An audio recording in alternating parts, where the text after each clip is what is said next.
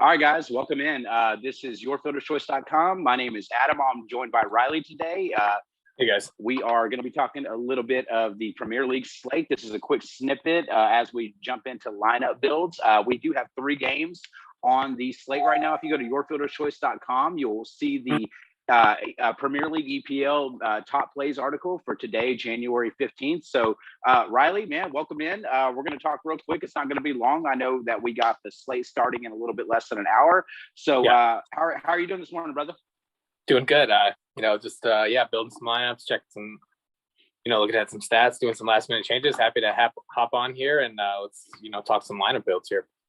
Yeah, brother. I appreciate you coming in. Obviously, you've been crushing. We've been putting a lot of that soccer content out there, a lot of talk in the soccer room on our free Discord. So if you're watching this for the first time on YouTube or on Twitch or whatever, be sure to hit like and subscribe, the bell for notifications, and jump in our free Discord at yourfielderchoice.com. There's going to be the Discord link on there. You can jump into the soccer chat. I believe that chat's free. But we do have premium content as well. We answer content and questions, whatever it is, from our premium subscribers. So all that being said, we're going to jump right in today. We got 3 games to talk about. Currently, it's chaos in the V12 household, as I was telling Riley as it came in Saturday morning. All the kids are everywhere. There's no school, and got a 3-day weekend here. So yeah, man, we're going to jump in, and hopefully I don't have any little co-host decide to jump on with me.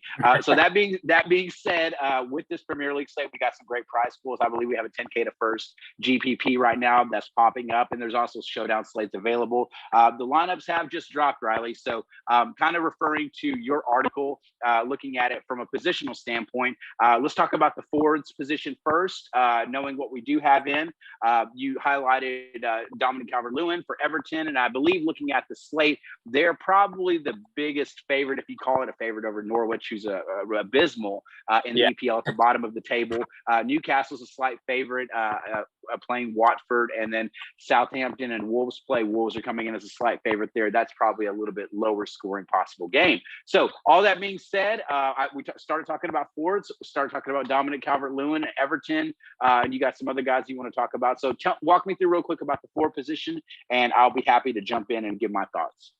Yeah, so that's good. Yeah, so I'm just I'm just cross-referencing, checking the lineups here. That's always very important with soccer. You never know what's going on, especially, with COVID and all the different things that are going on here. But yeah, I mean, I'm looking at my, my top 3 plays I highlighted here. We got, Dominic Calvert-Lewin, DCL, Dennis, and ASM, a couple of acronyms here. But yeah.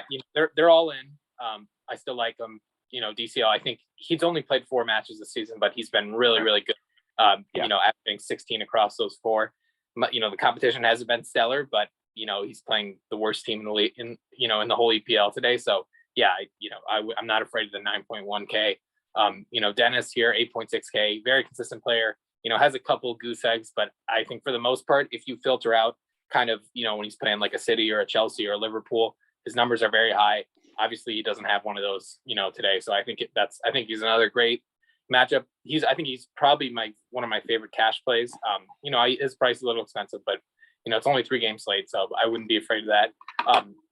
Aline St. Maxon, a little more risky here because he does kind of have the ability. He has a lot of very low scores, but he is the highest goal scoring odds for Newcastle, and they're actually I think they're minus 110 last time I checked. Looks like they're taking some late money, so look, they're getting some support. Obviously, they picked up a couple transfers here late too. They got Kieran Trippier, which we'll talk about later. So maybe, people are starting to see a little more talented squad, and they think this is a good spot for him home. Those are my top 3. There's one thing I want to highlight about the forwards. Shea Adams, that was a play that I highlighted. I did like him a lot.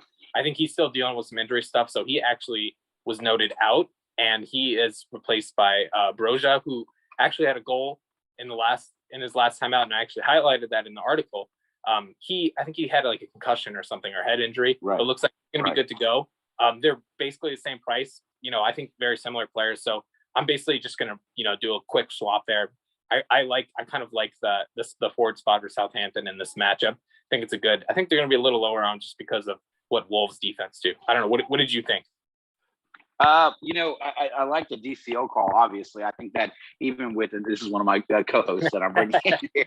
I love it just because this is the one thing that I look at in regards to Everton is, hold on, buddy, is that with them being, towards the bottom of the standings, sitting in 15th, we know obviously the money behind the team, the talent that they have brought in. There's been a lot of injuries, but one thing that I will note is I was kind of digging in and kind of wanted to see like their recent form. I know obviously Norwich is sorry about that. Stop, Noah.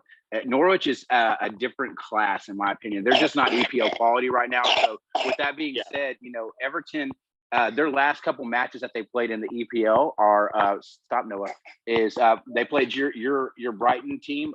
They did lose 3-2 there, but before that they played Chelsea and they got a 1-1 draw, which is actually really impressive. They lost 3-1 to Crystal Palace, which seemed kind of like odd out, kind of a little bit out of character for them, but they've had some, form issues, injuries, as we talked about. But before then, it was Arsenal who they won 2-1 and then Liverpool 4-1. So, I mean, they've had a pretty good run of quality opponents. So it's not like they're just sitting there and they're being to where they're like, playing some trash opponents and then they're just going in and they're just not performing. So I do think today is a great bounce back spot. This Norwich team is always a team that I target in regards to like, playing against them. I do like some on players on the other side if you kind of want to run it back if you're not going to play Jordan Pickford. But I do think Pickford's in a great spot here in regards to, quality as well. Stop, Noah. So that being said, I love Calvert-Lewin. I saw Solomon Rondon's playing, and he's starting there as well. I'm interested in that in Mikolenko. If they're able to move the ball consistently and play a little bit better. They played Hull City recently, I think, in a cup match, and they looked pretty good. So I think that they're trying a lot of things in Everton, so that should be interesting as well. I do think, and you might have already mentioned them, but I think Raul Jimenez, is he starting for Wolves? He seemed really underpriced. He was only 5-1. And I know a lot of the Wolves players he's underpriced as well. Yeah. And so that front three, Podence is obviously a lot better cash wise. He's going to be able to more crosses, shots assisted. He actually is going to probably be somebody that they can absolutely be, able to press the attack. It looks like Southampton's playing 5 across the midfield with some wing backs as well. And then looking at Trincao, he's relatively priced down low, up there for them. So I think you pretty much covered it in regards to the forward position. I didn't see anything in there that kind of stood out to me as like, oh man, we have to do this. I think a lot of your stacks, if you're playing GPP in EPL, it's important to know that with DraftKings scoring is that they do score shots assisted. So if you have the set takers who we can kind of name those as we get down to the midfield, but I think that's important to kind of pair those guys up in GPP or just play goal odds if you just want to play those one-offs. So yeah, that's pretty much all I have in regards to forwards position. I think I just kind of looking at it, I don't think a lot of people are going to play Podence at 8K. So I'll just kind of mention him as a really good GPP pivot. And I do like the way that he plays a lot. So do you have anything else on forward? Yeah, I do like, I think one name that people will probably remember from that one slate he just blew up is Josh King when he had the hat trick. I was looking at his numbers this morning. He's actually been very solid, passing the ball, getting some, like you said, shots assisted, crosses, things like that. And he really hasn't found the goals, but he's still getting the shot numbers. So I think if he gets a goal here, I think he's going to score 20. So he's definitely in my lineup. So that's really well, I would say he's a former Bournemouth player, and I do think that playing for Watford, one thing I've noticed with him is they're really using him to kind of spearhead that attack. I think they've struggled for a long time, Watford, of really having someone that can, hold up play, anchor play. And King is kind of that guy. He's a penalty taker. So there's a lot to like about him here. And I do think that Newcastle, from everything that I've checked, and I don't think it's changed much, has been one of those teams that they've bled fantasy points to the opposing opposition. So whether it be shots on goal, that's why their goalkeeper is always a popular play, because he's going to get a ton of shots on target, save opportunities. So I love that. I love that call, man. King's going to be super sharp. Yeah. All right. Anything else on the forward position? No, I think we can move on. All right. Do you have any calls, Tate? No? Okay, Tate's good. All right. So going on to midfield. So a lot of our set takers, higher price plays, obviously some of our anchors and our lineup builds for cash are going to be here. Lead me out on midfield. Tell me what you're seeing based off of lineups. Who are you locking in? Yeah. So, I think there's a couple different ways you can go here. Like you said, midfield is obviously when you're in cash, this is where you're going to get a lot of the stats kind of outside of the, the goals and the assists, which, are the two big ones. But, right. I mean, it's hard for me. There's really two players that stood out, and I'm sure, stand out to everyone. And that's number one, Demarai Gray on Everton. This is mostly a matchup play. He's just going to be the guy here, doing it all in the middle. And then you have James Ward-Prowse, who, 23.7 DK points over the last 4 matches, which is incredible. Right. It is a little tough matchup, though. If you've seen what Wolves have done on defense, one of the better, defense teams in the EPL, really outside of the big two. So the matchup is tough, but you have to get to a point where do you think he's matchup proof just based on what he does? He's a fantastic player, especially fantasy wise. So those are really the two that stood out to me, kind of chalk, more expensive wise. Yeah, I agree. Obviously, James Ward-Prowse is going to be super popular in cash games. You can expect him to get 70-80% ownership more than likely, just because his floor is super high. He's not very much a threat in open play, so I think that kind of limits his upside a little bit, but he does take penalty kicks for them. It always seems like Southampton always get the PK, so they always score. It's weird like that, but that's kind of the way that they play, man. They play to try to encourage their players to force corner kicks and get free kick opportunities because they're so good at the set piece offense, which kind of brings their lower priced defenders or center backs for big aerial targets into play whenever you're going to link them with James Ward-Prowse. So obviously he's a great play there, but he's going to be not necessarily an open play guy. He's going to be somebody on set pieces, shots assisted. He's going to take shots himself, but a lot of crosses. So definitely someone to look at there. I think Demarai Gray, you kind of wrote that up, that isn't in a class of its own, but he's been touted as one of the more quality players, I think, for a long time, and he's kind of coming into his own. They've been waiting on him for a long time, and it seems like it's taken him forever. He's 25, so by Wonder Kid standpoints, he's not exactly young. So I do think that with him now taking set piece opportunities, being able to stretch the defense, I think 9-9, he's absolutely in the spot to pay that off. I think you're going to run into some issues if you are playing Calvert-Lewin, because he's going to have better goal odds playing up top, playing the 9 position. But I think Gray is a fantastic play and a great pivot. If you're going to not play James Ward-Prowse and you want to play Gray, I think he can outscore him. Absolutely. Tell me real quick. I know you talked about these guys, but you mentioned him previously as well. And I have something to kind of talk about, but I know you're super familiar with Bundesliga. So Milan Rashika, obviously, is somebody I know that you're familiar with and that you like. And he's translated pretty well over to EPL. So tell me what you think about him. Yeah, I actually played him midweek on the showdown, and he had, I believe it was like 9.9, and it pushed me over the top in terms of cash lineup. He's really, he's one of these players, and you're gonna find him here and there. It's like he's almost guaranteed to get like 8 to 11 points, and no more, no less. Something interesting though that I found is Norwich. Over basically Norwich to score is minus 260, which is ridiculous when you think about it. I think you mentioned on the last time we talked, they haven't scored in the EPL in like 2 months or something. So they're basically telling you that it's essentially a lock that they're going to score. And I mean, if you believe in that thinking, if you're following those odds, I think that he's going to be involved if they do score. He is, I think Everton, like you said, I think I think they're favorites here. They should win. I think they will win. I do think that Norwich might be able to get something on offense. It's not like Everton is, completely locked in the back.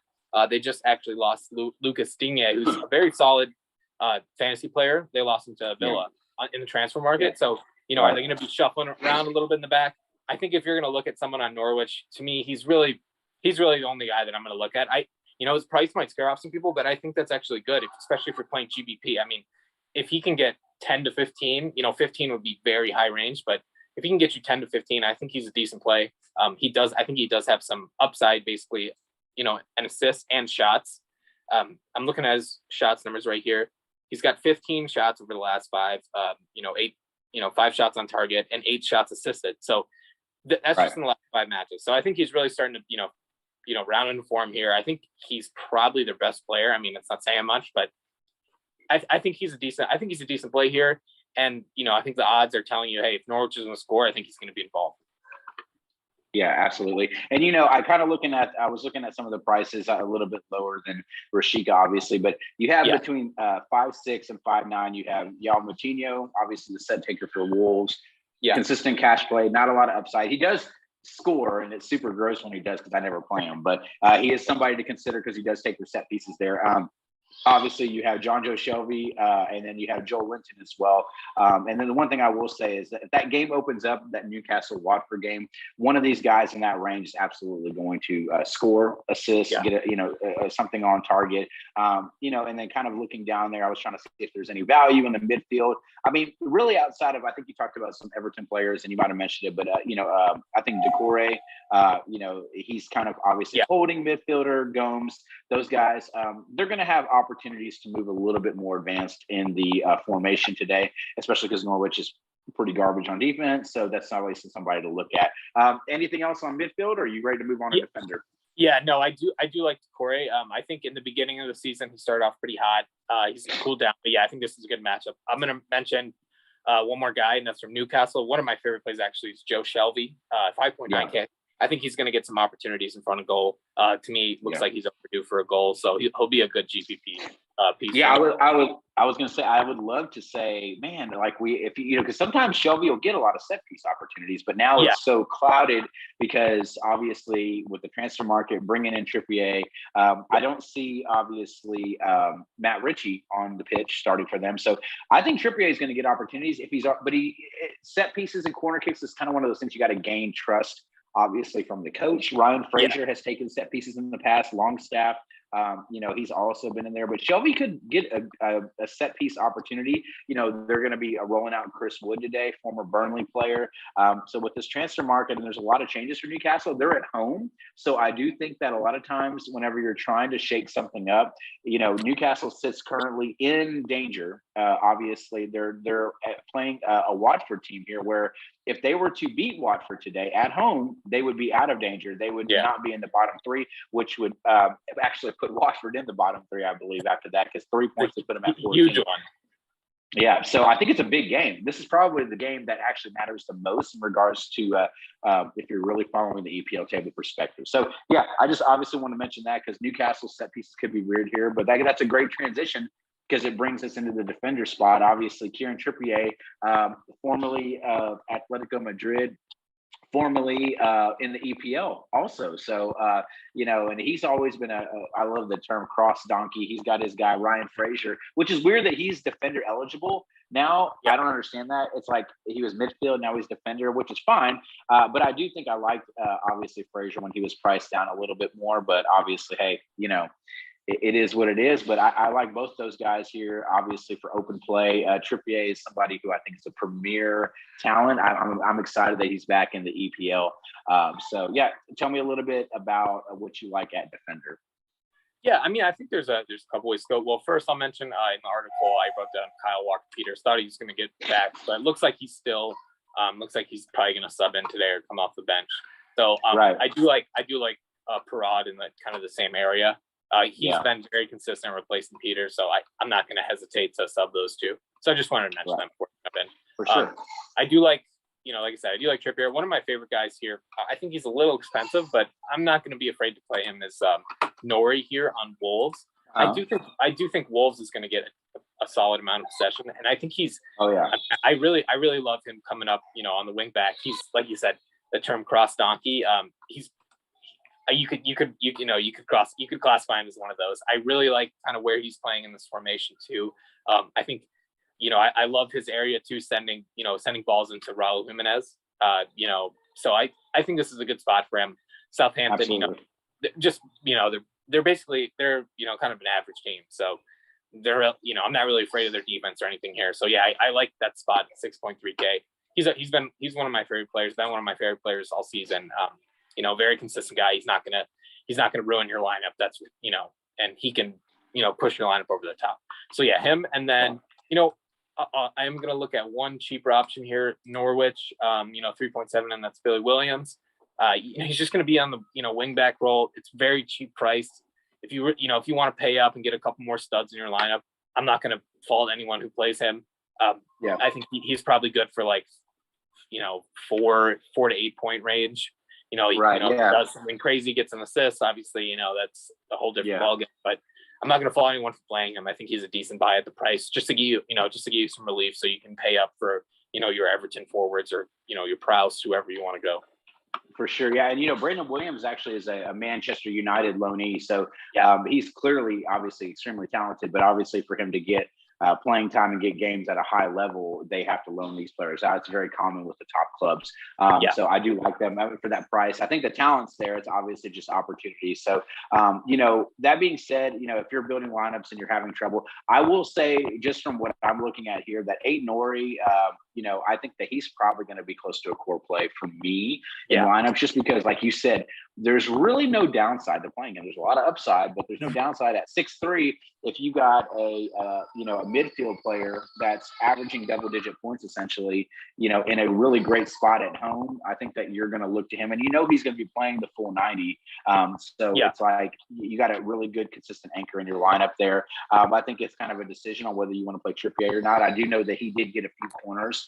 It's funny because they that team, the Newcastle team, they lost to Cambridge in a cup game, and Cambridge United. So that was it's pretty embarrassing for them. But obviously, I think that they're going to try to bounce back here. The fans, I think that just the stakes of this game obviously are very high. They don't want to be relegated. They're actually spending money in the transfer market. Bringing on Chris Wood was a great opportunity because he's the type of forward that they've kind of lacked. They had Callum Wilson there, Joel Linton. They've had a lot of guys with speed. They play St. Maxine at forward too.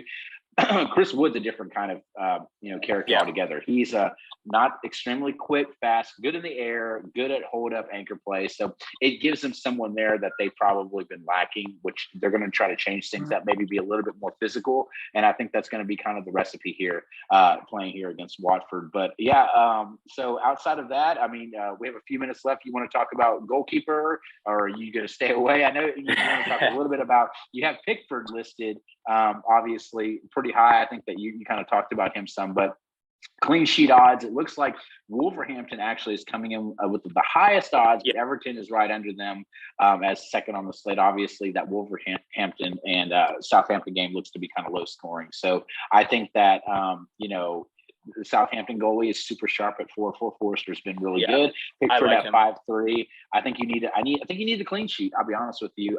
For Everton, I worry a little bit about getting the volume here for Sassuolo. So you're kind of playing him expecting 10 points minimum out of there, in my opinion, obviously. So tell me what your thoughts are, and then we'll wrap up. Yeah, no, I think, like you said, I think with Pickford, I think you're going to need a clean sheet and a win, obviously, to get what you're paying for. Right. Yeah. So my favorite is going to be Forster, but, I think we've talked about this before. Sometimes with goalie, you just, don't overthink it. Just, kind of piece what you think fits in there. What I like to do is I kind of try to correlate my goalkeeper with my lineup, especially in GPP.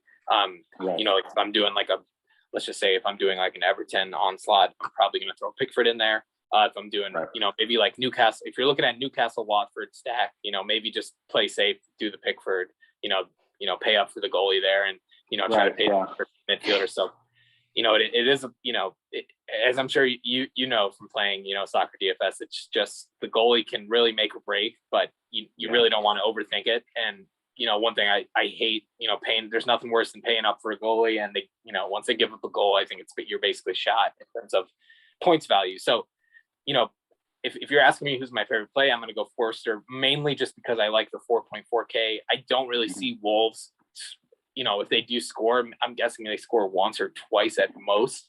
So I'm not worried about him getting, -8 points from giving up 4 goals. You could also, argue the same with Pickford. That's mainly why I'm staying away from Newcastle Watford goalies. If you're feeling risky, you really want to get a cheap goalie in there, you can play the Norwich goalie. If you're feeling crazy, if you think Everton maybe only puts 1 in, or they happen to get a draw, he's going to get a ton of shots fired at him. So if he has a good day, it's just one of those things. Don't overthink it. Just for sure. That's really. Yeah, I think that honestly, like kind of, after talking and reading, I think one of the bold things I'm going to do today is I'm probably going to fade Ward-Prowse and Cash and play Gray there just for the upside. Yeah. Like I said, I kind of feel the same way you do. Is like I really worry about Southampton being able to get possession from Wolves. Wolves are such a good possession team, and they play really good at home.